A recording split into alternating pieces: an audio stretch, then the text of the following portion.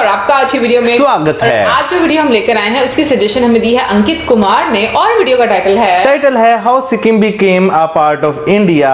सिक्किम भारत का हिस्सा कैसे बना। तो चलिए जानते हैं ये आज की वीडियो में, लेकिन उससे पहले इस वीडियो के चैनल का ओरिजिनल लिंक आपको हमारी वीडियो के डिस्क्रिप्शन मिल जाएगा। सब्सक्राइब करें, लाइक करें, शेयर करें, फॉलो करें इनके चैनल को। उसके अलावा हमारे व्लॉगिंग चैनल का लिंक और इंस्टाग्राम का लिंक भी हमारी वीडियो के डिस्क्रिप्शन मिल जाएगा। सब्सक्राइब करें, लाइक करें, शेयर करें, फॉलो करें। चलिए देख लेते हैं ये वीडियो।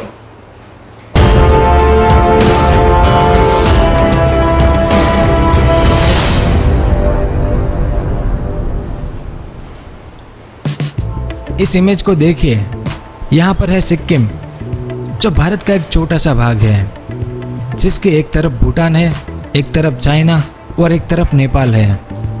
लेकिन यह सिक्किम साल 1975 तक अपने आप में एक देश था, जिसकी उम्र भी बहुत ज्यादा नहीं है, 350 साल से भी कम उम्र है इसकी। तो आज की इस वीडियो में हम इसी सिक्किम के बारे में बात करेंगे कि कैसे इस देश का जन्म हुआ था, किन्होंने शासन किया था और यह प्रदेश कैसे भारत में मिलाया गया और किन किन लोगों की मदद से मिलाया गया। इस दौरान किन किन देशों ने इसका विरोध किया था। इसके अलावा सिक्किम के बारे में और भी बहुत कुछ जानेंगे इस वीडियो में, तो वीडियो के अंत तक हमारे साथ बने रहिए। अगर आपको इस तरह के इंफॉर्मेटिव वीडियो देखना पसंद है तो हमारे इस चैनल को सब्सक्राइब करें और हमारी नई वीडियो सबसे पहले देखने के लिए इस बेल आइकन को भी जरूर दबाएं। सबसे पहले हम सिक्किम के छोटे से इतिहास के बारे में जानेंगे। सिक्किम के इतिहास की शुरुआत 8वीं शताब्दी में हुई। बौद्ध भिक्षु गुरु रिम्पोंचे यानी पद्मसंभव का 8वीं सदी में सिक्किम का दौरा हुआ था, जो सिक्किम का सबसे प्राचीन विवरण है। तब से लेकर सिक्किम प्रदेश कई राजाओं और राज्यों के अधीन रहा, लेकिन सिक्किम अपने आप में एक देश या राज्य नहीं बन पाया था। तकरीबन 16वीं शताब्दी में सिक्किम का जन्म हुआ। साल 1642 में खे के 5वें वंशज फुनत्सोंग नामग्याल को 3 बौद्ध भिक्षु मिले, जो उत्तर, पूर्व और दक्षिण दिशा से आए थे। उनके द्वारा इक्सोम में सिक्किम का प्रथम छोग्याल राजा घोषित किया गया। इस प्रकार सिक्किम में अपने राजतंत्र का आरंभ हुआ, यानी खे के वंशजों ने सिक्किम में राजतंत्र की स्थापना की। फिर नामग्याल के जाने के बाद उनके पुत्र तेंचुंग नामग्याल ने साल 1670 में सिक्किम का कार्यभार संभाला। उसके बाद साल 1700 में भूटान ने सिक्किम पर आक्रमण किया, लेकिन तिब्बतियों की सहायता से छोग्याल को वापस सिक्किम की राजगादी मिल गई। उसके बाद साल 1718 से और 1733 के बीच सिक्किम को नेपाल और भूटान के अनेक आक्रमणों का सामना करना पड़ा, और उस समय भारत में अंग्रेजों का शासन शुरू हो गया था। इसलिए सिक्किम ने अपने प्रमुख दुश्मन नेपाल के विरुद्ध अंग्रेजों के साथ हाथ मिला लिया, और कुछ समय बाद नेपाल ने फिर से सिक्किम पर आक्रमण किया और सिक्किम के तराई समेत कई भागों पर नेपाल ने कब्जा कर लिया, जिस कारण ईस्ट इंडिया कंपनी ने नेपाल पर चढ़ाई की, जिसका परिणाम 1814 का गोरखा युद्ध हुआ।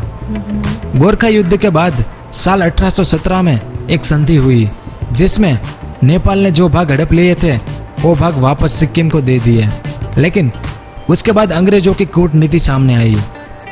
अंग्रेजों ने सिक्किम के मोरंग प्रदेश में कर लागू कर दिया, जिस कारण सिक्किम और अंग्रेजों के बीच कड़वाहट शुरू हो गई। और ऊपर से साल 1841 में 2 अंग्रेज अफसर बिना अनुमति के सिक्किम के पर्वतों में जा पहुंचे।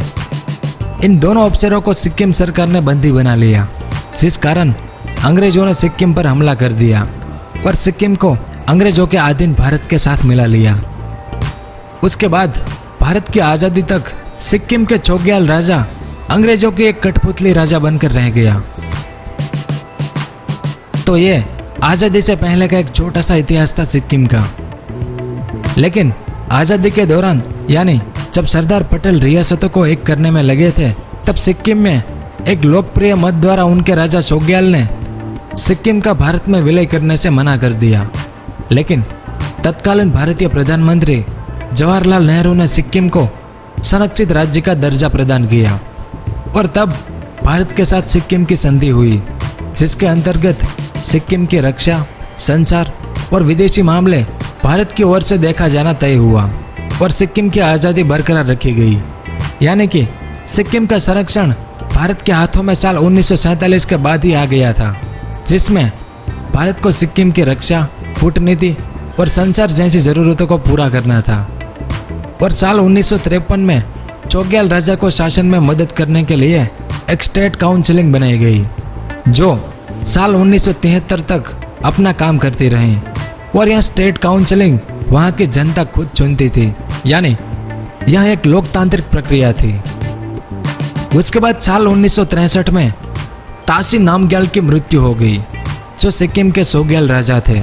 उनके जाने के बाद उनका बेटा पाल्डेन थोंडुप नामग्याल सिक्किम का उत्तराधिकारी बना।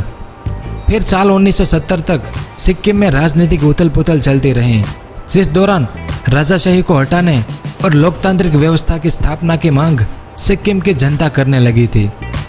और अंत में साल 1973 में सिक्किम राजाशाही के खिलाफ बड़े जोरों से आंदोलन शुरू हो गया। अब चोग्याल राजा ने एक अमेरिकी लड़की होप कुक से शादी की थी और उनकी यह पत्नी राजा को भारत के खिलाफ भड़का रही थी, जिस कारण चोग्याल राजा नेपाल गया, जहां उन्होंने पाकिस्तानी दूत और चीन के उप प्रधानमंत्री से सहायता मांगी, क्योंकि सिक्किम के राजा का मानना था कि सिक्किम मेरा आजाद देश है और मैं अपना देश किसी को भी नहीं दूंगा। अब सिक्किम को भारत में मिलाना इसलिए जरूरी था क्योंकि सीमा को लेकर भारत और चाइना 62 का युद्ध लड़ चुका था और चाइना की चुम्बी घाटी के पास भारत की सिर्फ 21 मील की गर्दन है, जिसे चिलीगुड़ी नेक कहते हैं। और चाइना चाहे तो एक झटके में उस गर्दन को अलग कर उत्तरी भारत में घुस सकते हैं, क्योंकि सिक्किम चुम्बी घाटी से जुड़ा हुआ है। इस कारण सिक्किम को भारत में मिलाना जरूरी था। और 6 अप्रैल 1975 की सुबह सिक्किम के सोग्याल राजा को अपने राजमहल के गेट के बाहर भारतीय सैनिकों के ट्रकों की आवाज सुनाई दी। भारतीय सेना ने राजमहल को चारों तरफ से घेर रखा था। भारतीय सेना ने राजमहल पर मौजूद 243 गार्डों पर तुरंत काबू पा लिया और सिक्किम के राजा की आजादी का खात्मा हो गया और सिक्किम की जनता को आजादी मिल गई। इसके बाद चोग्याल राजा को उनके महल में ही नजरबंद कर दिया गया। फिर सिक्किम में जनमत संग्रह कराया गया। जनमत संग्रह में 97.5% लोग भारत के साथ जुड़ना चाहते थे, इसलिए सिक्किम को भारत का 22वां राज्य बनाने का संविधान 23 अप्रैल 1975 को लोकसभा में पेश किया गया और लोकसभा में उस दिन 299 मतों से पास कर दिया गया। वहीं राज्यसभा में यह बिल 26 अप्रैल को पास हुआ और 15 मई 1975 को एक तरफ राष्ट्रपति फखरुद्दीन अली अहमद ने इस बिल पर हस्ताक्षर किए और दूसरी तरफ सिक्किम में सोग्याल राजवंश का शासन समाप्त हो गया। इस प्रकार 16 मई 1975 को सिक्किम को औपचारिक रूप से भारतीय गणराज्य का 22वां प्रदेश बनाया गया। और इससे पहले उनके जो चोग्याल राजा थे, उनकी साल 1982 में कैंसर से मौत हो गई। और सिक्किम के भारत के साथ विलय में राजनयिकों के साथ साथ भारत की खुफिया एजेंसी रो ने भी बहुत महत्वपूर्ण भूमिका निभाई थी। लेकिन जब सिक्किम भारत में मिला तो नेपाल ने इसका जबरदस्त विरोध किया था, पर भूटान इस विलय से खुश हुआ, क्योंकि इसके बाद से भूटान को सिक्किम के साथ जोड़कर देखने की संभावना खत्म हो गई। लेकिन चाइना ने इसकी तुलना साल 1968 में रूस के चेकोस्लोवाकिया पर किए गए आक्रमण से की। तो जवाब में इंदिरा गांधी ने चाइना को उन्होंने तिब्बत पर आक्रमण किए थे उसकी याद दिलाई। अब भारत और चाइना के बीच कुल 3500 किलोमीटर लंबी सीमा रेखा है। सीमा विवाद को लेकर दोनों देश 1962 में लड़ भी चुके हैं, मगर सीमा पर तनाव आज भी जारी है। यही वजह है कि अलग अलग हिस्सों में अक्सर भारत चीन के बीच सीमा विवाद उठता रहा है, जैसे अभी हाल ही में डोकलाम विवाद, जिसके बारे में आप जानते होंगे, जो विवाद भारत, भूटान और चाइना की सीमा पर मिलन बिंदु से जुड़ा हुआ है। सिक्किम में भारतीय सीमा से जुड़ी डोकलाम पठार है, जहां चाइना सड़क निर्माण करने पर तुला है, क्योंकि चाइना इस इलाके को अपना मानता है। मगर भारतीय सैनिकों ने इस कोशिश का विरोध किया और डोकलाम पठार का कुछ हिस्सा भूटान में भी पड़ता है, जिसका भूटान ने भी विरोध किया था। उससे पहले साल 2002 में चाइना को एक बड़ी शर्मिंदगी का सामना तब करना पड़ा जब 17वें करमापा दोरजी, जिन्हें चीनी सरकार एक लामा घोषित कर चुकी थी, वो दोरजी एक नाटकीय अंदाज में तिब्बत से भागकर सिक्किम के रुमतेक मठ में आ पहुंचे और चीनी अधिकारी इस धर्म संकट में फंस गया कि इस बात का विरोध भारत से कैसे करें, क्योंकि अगर भारत से विरोध करे तो उसका मतलब ये हुआ कि चीनी सरकार ने प्रत्यक्ष रूप से सिक्किम को भारत के अभिन्न अंग के रूप में स्वीकार लिया है।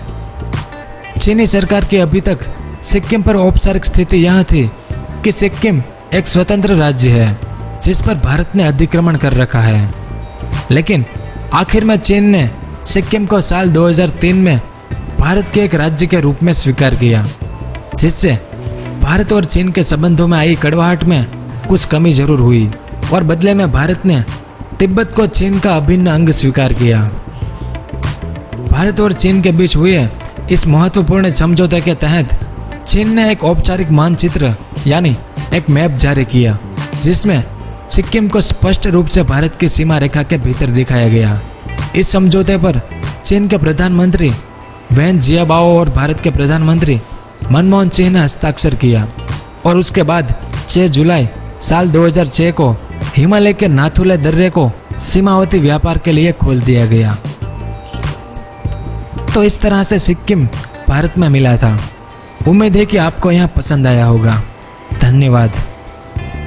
बात करें अगर आज इस वीडियो की, तो आज़ादी के बाद जो है सरदार वल्लभ भाई पटेल का जो है बहुत ज़्यादा योगदान रहा है इंडिया की जो छोटी छोटी स्टेट्स थी उनको इंडिया में शामिल करने का। बिल्कुल, और जैसे हम लोगों ने आज वीडियो देखी, एक पूरी हिस्ट्री हम कहेंगे कि हम लोगों ने देखी किस तरीके से सिक्किम में क्या क्या चीजें हुई, किस तरीके से उसमें हम कहेंगे कि बहुत एक रेवोल्यूशन ही बोला जाएगा ना, कि लोगों की तरफ से कि लोग ये चाहते थे कि हम लोग मतलब डेमोक्रेसी वहां पर होना चाहिए, लोकतंत्र होनी चाहिए वहां पर। तो उसके लिए मैं ये बात सोचती हूँ कि आपको एक दिन ऐसा आता है कि आप चाहे जितना मर्जी लोगों को कंट्रोल कर लें, अगर लोगों को समझ आना शुरू हो जाती है तो डेफिनेटली चीजें चेंज होती हैं।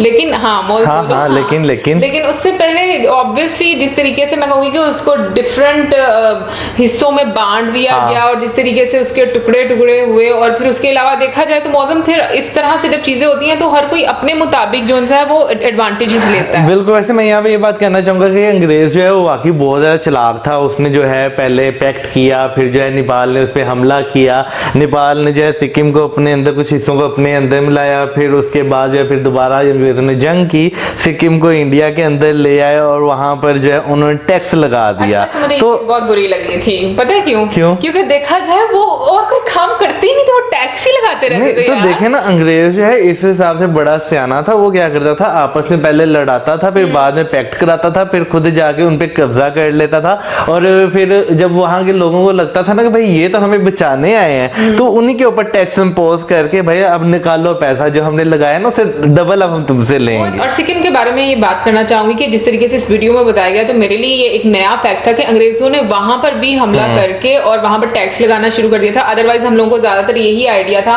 कि मतलब नॉर्थ वाली साउथ वाली साइड पर यहाँ पर लगान बहुत ज्यादा लेते थे।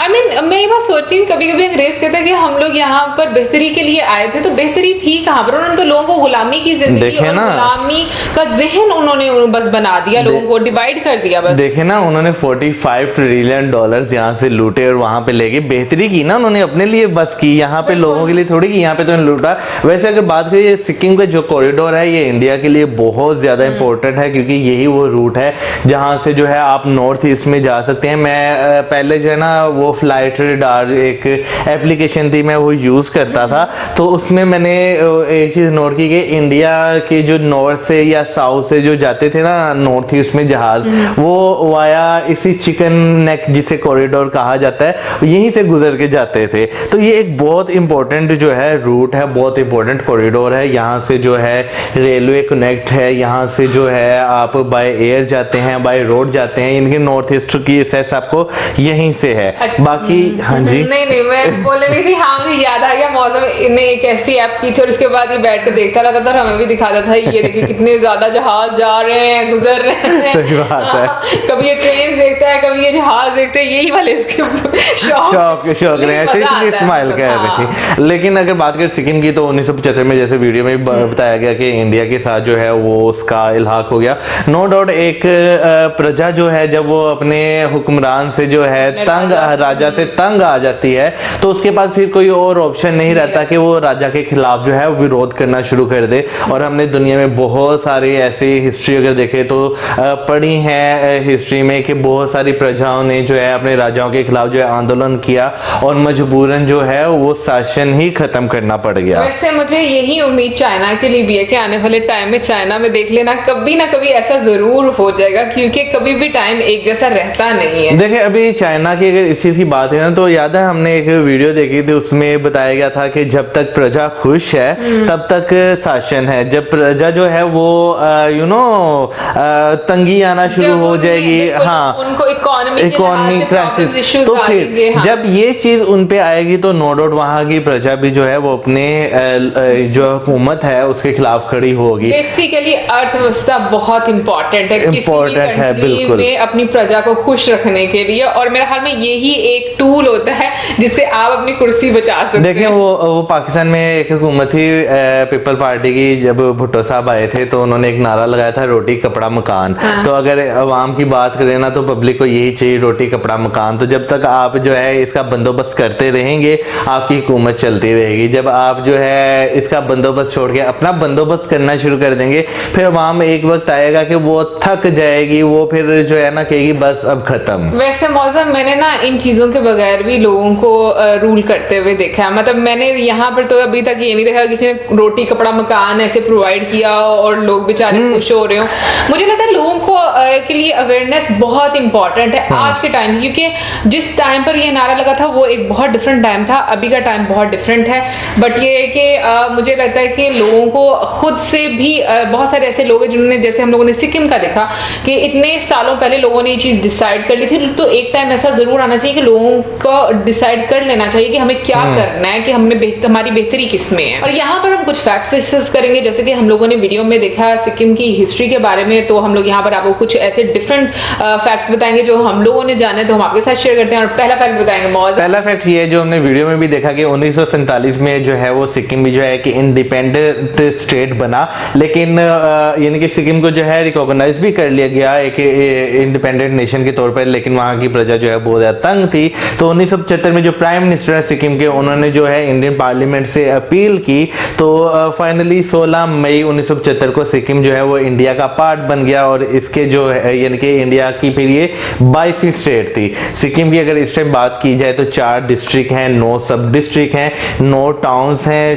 451 इसमें विलेजेस हैं और 9 जो है सिटी ब्लॉक्स हैं। सिटी ब्लॉक्स जरा मुझे बताइएगा क्या होते हैं? सिटी ब्लॉक्स क्या होते हैं? और सिक्किम का मतलब जो सेकंड इसका फैक्ट है वो ये है कि सिक्किम कम नेपाल, यानी कि सिक्किम ओनली स्टेट है जहां पर आपको डिफरेंट ओरिजिन के लोग जो है नजर आएंगे, लाइक नेपाल से भी आपको नजर आएंगे लोग। और जो मेजर एथनिक ग्रुप्स हैं सिक्किम में वो है लेप्चा एंड भोटिया, यानी कि आपको यहाँ पे जो मिक्स सारे नजर आएंगे लोग। उसके अलावा बात कीजिए तो नेपाल में हर साल जो है इंटरनेशनल फ्लावर फेस्टिवल होता है जो कि मार्च से मई तक होता है, और इसमें जो है आपको 240 स्पीशीज जो है ट्रीज और फर्न्स की देखने को मिलेंगी। उसके अलावा जो है 46 स्पीशीज जो है, काफी मुश्किल नाम है वो मैं नीचे लिख दूंगा वो देखने को मिलेगी। अच्छा, पैराडाइज के लिए भी बोला जाता है, बर्ड के लिए बोला जाता है कि ये पैराडाइज है, क्योंकि सिक्किम में 552 डिफरेंट स्पीशीज हैं बर्ड्स की, जिनमें से 690 स्पीशीज तो बटरफ्लाइज की है। मतलब इतने स्पीशीज हम सिर्फ बटरफ्लाई देख लेते हैं, मतलब कहते हैं बटरफ्लाई पता नहीं डिफरेंस क्या होता है। और जो एक बहुत हैरानकुन बात हम लोगों को लगी और वो ये थी कि वहां पर 10 फीट विंग्स का जो एक स्पैन है उसका वल्चर का जो बियर्डेड वल्चर है, मतलब मैंने फर्स्ट टाइम सुना है कि इस तरह का भी वल्चर होता है। वैसे मैंने ये कहा था इस तरह का वल्चर अगर आप देख लेना तो आप तो वैसे उसके पास ही नहीं जाएंगे, यानी कि उसका 10 फीट का पैर है ना, उन्हें तो यही कश में मार लेना, बंदा गायब तो तुम नहीं गायब हो गए तो बंदा गायब ना, क्योंकि 7 फीट का तो बंदा कोई होता नहीं, 10 फीट का तो बहुत कम लोग होते हैं, तो ज्यादातर मैक्सिमम 6 फीट तक, तो 10 फीट उसका विंग स्पैन है, सोचे कहाँ जाएगा Okay, now बंदा। next- खैर अगर यहाँ के जो है जो बात की जाए लोकल ड्रिंक की, तो चांग जो है यहाँ का लोकल जो है माइल्ड अल्कोहलिक बेवरेज है, जिसे लोग जो है बहुत ज्यादा पसंद भी करते हैं। फिर उसके बाद यहाँ पर एक और फैक्ट मौजम ही बताएंगे। वो ये है बाबा हरभजन सिंह टेम्पल है। यहाँ पे हमने जो है इनके बारे में एक वीडियो भी, अगर आपको याद हो, बिल्कुल देखी देखी थी। यानी कि हम अक्सर टेम्पल्स में देखते हैं कि जो है वो डिफरेंट गॉड्स या गॉडेस जो होती हैं उनकी मूर्तियां पड़ी होती हैं, लेकिन ये वाहिद टेम्पल है जहाँ पर जो है जो बाबा हरभजन सिंह जी जो हैं उनकी पिक्चर रखी गई है, और कहा जाता है कि ये जो है इंडियन आर्मी के जो सोल्जर्स हैं उन्हें प्रोटेक्ट करते हैं नथुला में। हाँ, इन्हें वहाँ का हीरो कहा जाता है, नथुला का। और इसके अलावा हम नेक्स्ट फैक्ट बताएंगे कि वहां पर सिद्धेश्वर धाम भी है, और स्टैच्यू जो लॉर्ड शिवा का स्टैच्यू है वो 108 फीट लंबा है, और जो इसके मेन अट्रैक्शन है वो सिद्धेश्वर धाम की, वो इसी को बोला जाता है। सिक्किम की जो मेन अट्रैक्शन है सिद्धेश्वर धाम, उसके अंदर जो है ये लॉर्ड शिवा का स्टैच्यू है वो है। और दुनिया के तीसरे सबसे बड़े पहाड़ की बात की जाए तो वो भी आपको सिक्किम में देखने को मिलेगा, जिसका नाम है माउंटेन कंचनजुंगा, जो कि सिक्किम में है। और अगर इसकी हाइट की बात की जाए वो है 28,170 फुट, 169 फीट। और हाँ। जो एशिया की सेकंड हाईएस्ट सस्पेंशन ब्रिज है वो भी सिक्किम में पाया जाता है, जिसकी टोटल लेंथ 198 मीटर है, और अगर इसकी डेप्थ की बात की जाए तो वो 220 मीटर है। और इसका नाम बहुत मुश्किल है, लेकिन फिर भी मैं पढ़ने की कोशिश करती हूँ। इसका नाम शायद सिंह शोर ब्रिज है। बिल्कुल सही पढ़ा हाँ, आपने, सिंह शोर ब्रिज ही है मैम, बड़ा औखा है। और अगर बात करें कि रेड पांडास अगर आप देखना चाहते हैं तो वो भी जो है आपको सिक्किम में ही देखने को मिलेंगे। और यहाँ पर यूनेस्को की मिक्स्ड वर्ल्ड हेरिटेज साइट, जो कि इंडिया फर्स्ट साइट है, वो भी सिक्किम में ही पाई जाती है। और इसके अलावा इंडिया का फर्स्ट ऑर्गेनिक स्टेट भी जो है वो सिक्किम ही है। हम लोगों ने कोशिश की है कि काफी सारे फैक्ट्स हम आप लोगों के साथ शेयर कर सकें। आई होप आप लोगों को अच्छा लगा होगा। और आप में से कौन कौन सिक्किम जा चुका है जरूर बताइएगा, और कौन कौन सिक्किम से हमें देख रहा है ये भी जरूर बताइएगा। और इसके साथ ही हमें इजाजत, हमारे वीडियो लाइक, हमारे channel subscribe, video share and keep us in your prayers. Good bye.